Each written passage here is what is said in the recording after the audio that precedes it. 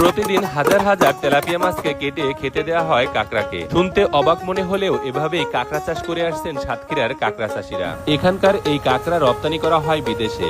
অনেক লাভজনক হওয়ায় দিন দিন বাড়ছে এই কাঁকড়া চাষের চাহিদা। তো দর্শক, এভাবে এই অভিনব পদ্ধতিতে কিভাবে কাঁকড়া চাষ করা হয় তার সম্পূর্ণ বিষয় তুলে ধরবো আজকের ভিডিওতে। ভিডিওটি না টেনে সম্পূর্ণ দেখতে থাকুন।